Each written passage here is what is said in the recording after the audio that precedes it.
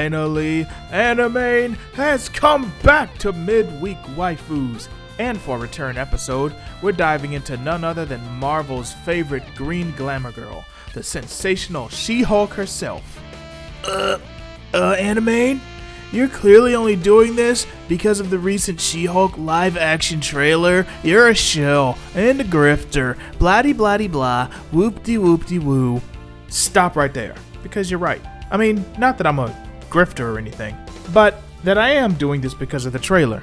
I mean, it's a perfect opportunity.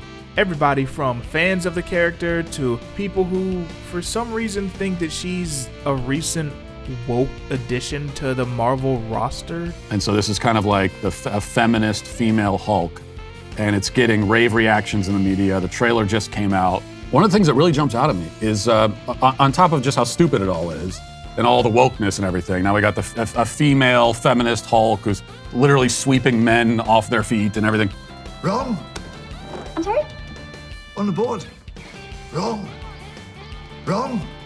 So, yes, this week is all about Jennifer Walters, cousin of Bruce Banner, occasional Avenger or Fantastic Four member, and all-around damn delight.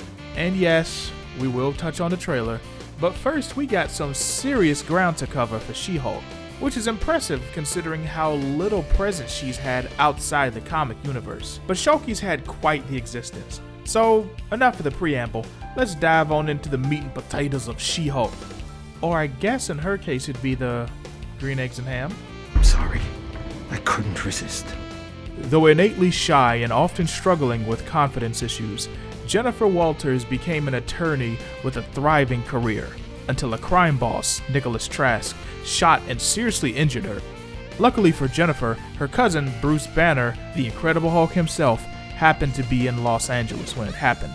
A blood transfusion provided by Bruce helped heal Jennifer, but it had a side effect, producing a gamma-powered green-skinned hero dubbed She-Hulk in her first encounter with criminals. At first, She-Hulk was savage and dim-witted, much like the Hulk, but her personality soon evolved into the fun-loving, less inhibited version of Jennifer Walters, while retaining the intelligence she had as a normal human. Emboldened by her newfound confidence as She-Hulk, Jennifer continued to fight crime, while rarely transforming back into her human self. 6 years, I dragged myself kicking and screaming into health clubs, and zilch! Now, one little green-blooded transfusion from you and ba-boom! Oh yeah! Now right off the bat, we gotta address the big green elephant in the room. It's Big Green! Obviously, she shares her cousin's large green transformation, as well as increased strength, speed, and durability while in Hulk form. But for most of her iterations, that's where the similarities between she and the Incredible Hulk end. Because unlike Bruce, Jennifer can control her transformations, changing at will and retaining her intelligence and normal speech patterns while transformed. She also gains a major confidence boost, as She-Hulk gives her that divinely sculpted form she's always desired. This turns her from a mousy lawyer into a gamma-infused life of the party. The tall, lean, the gal that put her in green, Jennifer Walters, otherwise known as the She-Hulk. However, I do need to point out that this wasn't always the case. As stated in her bio, her early days of She-Hulk contained all the same rage as the Incredible Hulk did. She was just a more attractive one. Fans just were not feeling the original Shoki, but Marvel got their act together pretty quick. The in-universe answer for the change in her personality was that she learned how to control her transformations after becoming more comfortable in her new occasional green skin, to the point where she would just spend extended periods of time as She-Hulk, even in court. Bouse. The IRL answer, however, is due to sales and audience reception. Turns out fans just weren't feeling a carbon copy gender swap of Bruce Banner. And it makes sense. I mean, there's no reason to have two superheroes with the same power base and personality all under the same publication. So the folks at Marvel opted for a more fun and tongue-in-cheek personality, typified by the John Byrne run of the comic book, where she officially went from savage to sensational. This take on the character went over like gangbusters and became the foundation for the Shoki we know today. We'd also see this version pop up in several cartoons and video games for decades to come. Byrne's She-Hulk also had an additional power of a ridiculous amount of self-awareness. And by that I mean, she knew she was in a comic book. Fourth wall breaking characters are usually either the best thing to ever happen or 8,000% cringe. And She-Hulk, from all I've read, definitely falls into the former category. I mean, John Byrne once had her jump rope for the first 7 pages of one of the issues in response to some fan letters, all while she lamented the entire ordeal. Pure gold.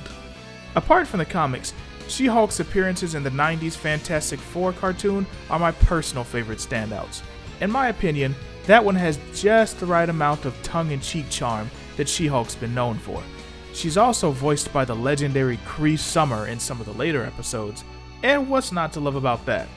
Beyond that, she's shown up in some recent Marvel cartoons, including but not limited to Ultimate Spider-Man, Fantastic Four from the 2010s, and Hulk and the Agents of Smash. The latter of these is definitely my favorite of the more modern versions of She-Hulk. You in? Only if I can drive. Yo, Blue Boy, move it! She's firing on all cylinders with a great design and plenty of hilarious moments. The series also has, without a doubt, the most impressive She-Hulk feats in terms of combat or fighting a threat. The episode where she becomes a Herald of Galactus is just peak everything. Not only is it an interesting and new challenge for her to overcome, but she displays her fighting prowess and her brains to do so. I offered Patriarchus a deal he couldn't refuse. I throw the fight to make him look good, he gets his power back, and the Earth wins. But despite her popularity, She-Hulk has yet to reach her cousin's level of iconic status, which sorta just comes with the territory of being an alt version of an existing character in my opinion. But thanks to some genuinely big-brained writing moves in the past, she's done a whole lot to carve out her own Hulk-sized hole in the Marvel Universe. She-Hulk is usually drawn with a good amount of muscle these days, but it never overpowers her fun or lighthearted personality or takes away from her sex appeal. I mean, hell, I think it adds to it. But at the same time, that's not all she's about. She's allowed to be over the top, silly, she stands up for herself like no one else. Like I said, she has a great degree of self-awareness, and she is often featured in several serious moments, both for her team at large and for her own personal character arc. And when she does go full Hulk, grotesque muscles and all, it only adds to said character arc. Those moments are the exception, not the rule. Remember, it's her cousin who's a rage beast by default. And side note, this is why so many people have had problems with She-Hulk in the comics over the past few years.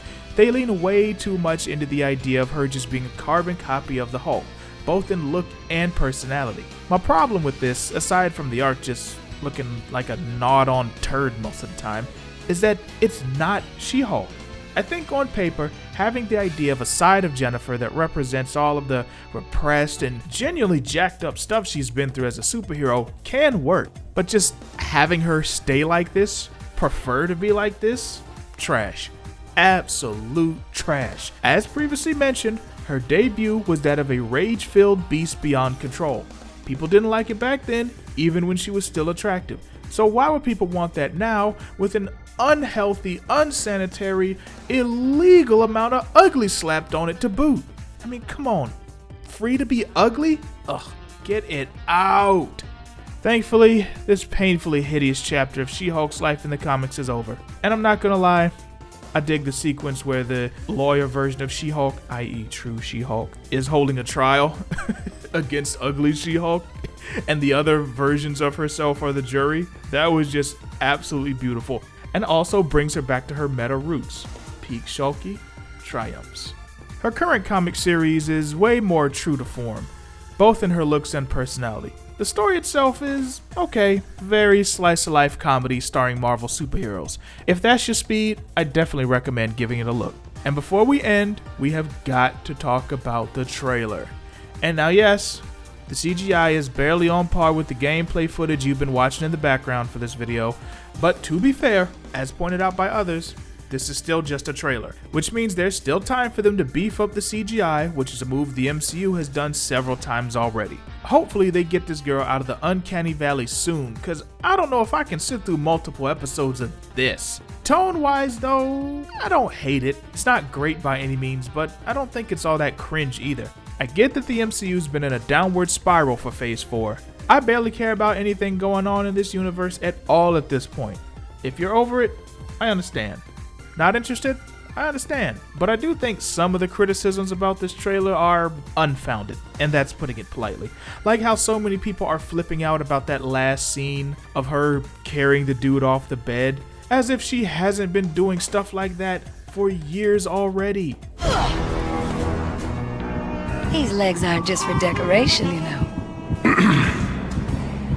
You may release me now. Okay, but most men wouldn't be in such a hurry. I don't know, it just feels like a weird flex to say the character isn't done right over stuff like that when it's stuff she's been doing already. But I don't know.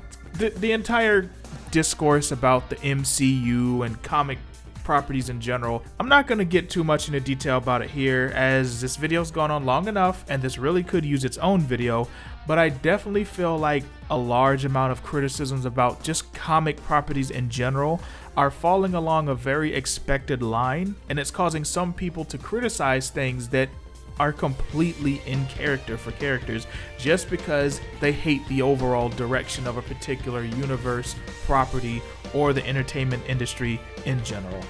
And honestly, if you're gonna start doing stuff like that, then you're probably just better off just leaving all this in the dust. I'm probably gonna make a bigger video about that at some later date. But that's gonna be all for me to friggin' day. Thank y'all so much for joining me and our good friend Jen, aka Shulky, aka the Gamma-infused girl of glamour and glitz, for today's episode of Midweek Waifus. Be sure to check me out next week when I dive into another awesome waifu. And until then, be sure to like and subscribe. Go ahead and slap that bell, give it a good ring so you know when I drop more hotness, whether it's about a waifu or anything else. And let me know what you think. Leave a comment while you're at it. Do you have any hope in this Marvel show at all? But let me know what you think either way. Thanks for watching and listening. I'm Anime, and I'll talk to y'all later. Deuces. You win! Case closed.